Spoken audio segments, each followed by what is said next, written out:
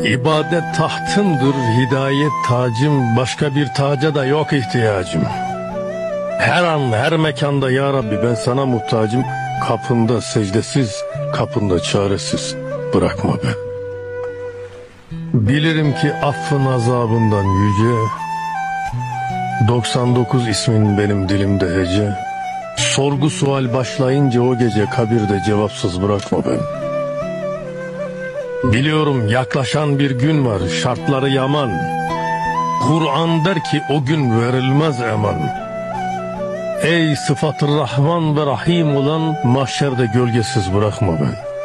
Gerçi söyleyecek sözüm çoksa da, geçtim her birinden ya Rabbi, geldim maksada.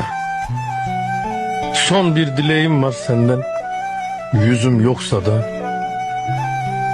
cemaline hasret bırakma beni.